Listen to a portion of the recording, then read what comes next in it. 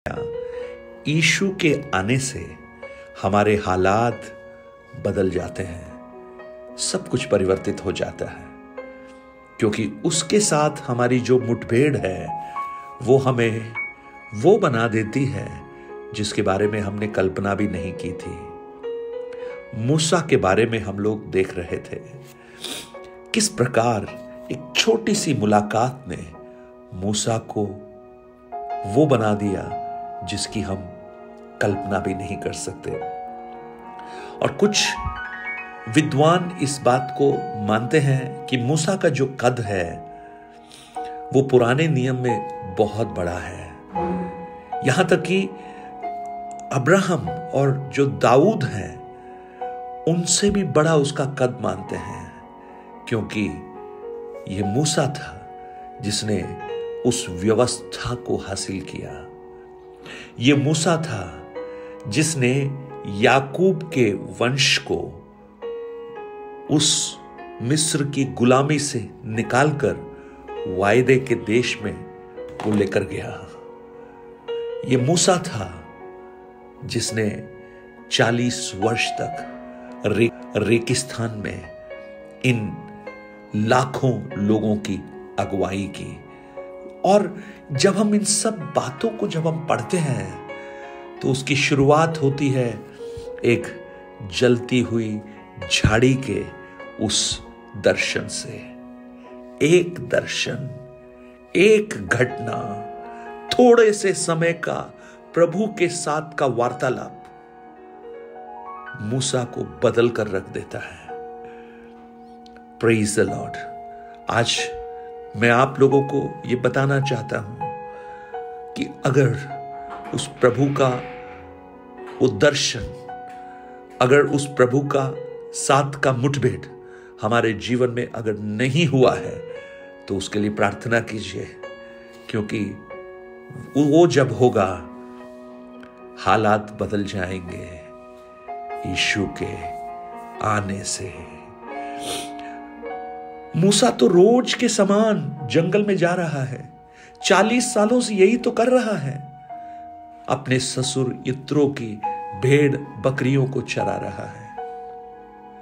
भेड़ बकरियों के बारे में उसे अच्छी तरह मालूम है, वो क्या खाती हैं, कब खाती हैं, क्या पीती हैं, कब पीती हैं, उनको विश्राम करना है, ये सब उसको मालूम है। उन पहाड़ों को उसने छान मारा होगा जहां पर वो भेड़ बकरियों को चराता है। 40 इयर्स भेड़ शायद भेड़ों को नाम से पुकारता होगा। Praise the Lord. ये जो भेड़ों को वो चरा रहा है, मनो परमेश्वर जब उसे देखता है तो वो ये कहता है, मूसा तुमने मूर्ख भेड़ जो मूर्ख कहलाती हैं उनको 40 वर्ष तक तुमने चलाया, लेकिन अब मैं तुम्हें ऐसे ही कुछ मूर्ख लोगों को लेकर अगले 40 वर्ष चलाऊंगा। और ये जो भेड़ों को चराने का काम है, इसका प्रतिफल तो तुम्हें यित्रो देता होगा, वो भी मिलता नहीं है, लेकिन वो जब मैं तुम्हें चलाऊंगा उसका प्रतिफल मैं तुम्हें दूंगा। और उसकी शुरुआत हुई एक कटीली झाड़ी के जलने की उस अवस्था से। दूसरे वचन में, निर्गमन 3 अध्याय के दूसरे वचन में, पहले और दूसरे वचन में, मूसा अपने ससुर यित्रो नामक मिधान के याजक की भेड़ बकरियों को चराता था और वो उन्हें जंगल की परली और होरेब नाम परमेश्वर के पर्वत के पास ले गया। और परमेश्वर के दूत ने एक कटीली झाड़ी के बीच में आग की लौ में उसको दर्शन दिया और उसने दृष्टि उठाकर देखा कि झाड़ी जल रही है पर भस्म नहीं होती। फिर मूसा यह सोचकर कि मैं उधर फिरकर उस बड़े अचंभे को देखूंगा कि वह झाड़ी क्यों नहीं जल जाती है, तब यहोवा ने देखा कि मूसा देखने को मुड़ा चला आता है। तब परमेश्वर ने झाड़ी के बीच में से उसको पुकारा, हे मूसा, हे मूसा। मूसा ने कहा, क्या आज्ञा। एक दर्शन सिर्फ नहीं देख रहा, लेकिन एक आवाज भी सुन रहा है। आज मुझे सुनने वाले मेरे भाई बहन, हमें भी उस आवाज की जरूरत है। We need that rhema word of God, उस परमेश्वर के उस वचन की, उस आवाज की आवश्यकता है जो हमारी नियति को बदल सकती है, हमारे भविष्य को संवार सकती है और हमारे जीवन को आमूल चूल परिवर्तित कर कर हम अपने लिए नहीं परमेश्वर के लिए जीना प्रारंभ कर देते हैं। आज मैं प्रार्थना करता हूं प्रभु से कि जब आप इन वचनों को सुन रहे हैं, उस परमेश्वर के साथ आपकी भी मुठभेड़ हो जाए। एक आवाज, जैसे परमेश्वर ने मूसा को बुलाया, मूसा मूसा। परमेश्वर जब भी बुलाते हैं वो बहुत स्पेसिफिक है, क्योंकि परमेश्वर हमें हमारे जन्म के पहले से जानते हैं। परमेश्वर ऐसे नहीं बुलाता वो भेड़ चराने वाले या दाढ़ी वाले भाई साहब या सफेद शर्ट पहना हुआ भाई या पीली साड़ी पहनी हुई बहन, ऐसे नहीं बुलाता।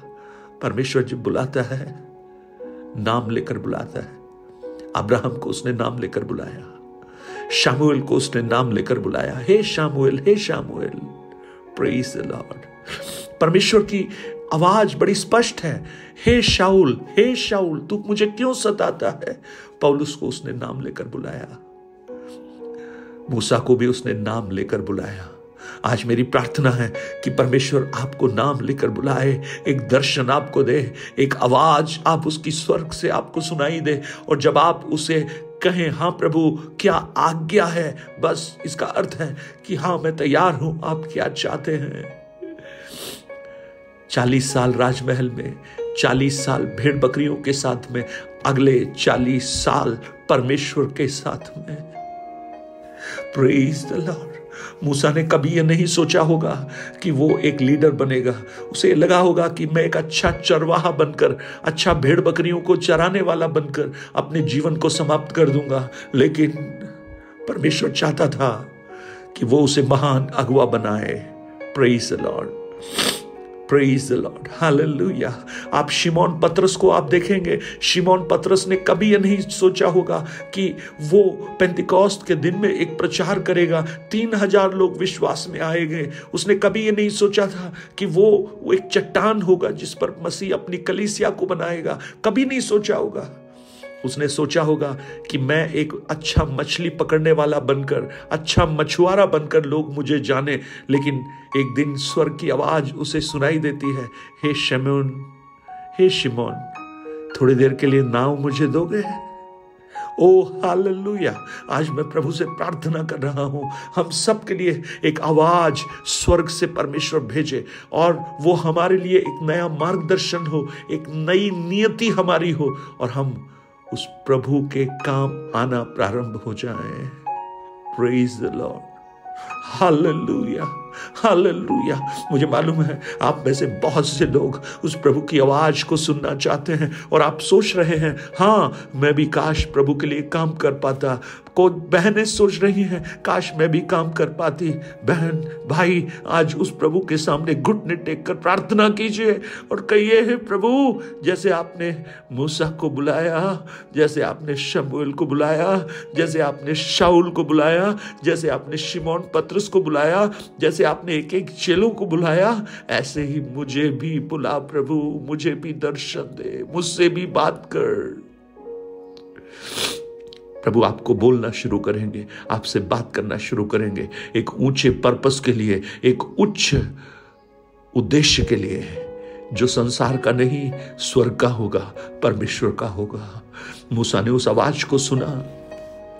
मूसा ने कुछ वाद विवाद जरूर किया, लेकिन परमेश्वर ने उसे उस पोजीशन पर खड़ा किया और आज हम मूसा को महानायक के रूप में देखते हैं। एक आवाज, एक दर्शन। कितने समय का है मुझे मालूम नहीं, आधा घंटा होगा, 20 मिनट होगा, लेकिन वो छोटा सा एनकाउंटर आपके जीवन को पूरी तौर से बदल देगा। स्वर्गीय पिता, आज मेरी प्रार्थना है, जैसे मूसा के उस दर्शन को, उस आवाज को जो आपने मूसा को दी, उसका जीवन बदल गया, हालात बदल गए, सब कुछ बदल गया।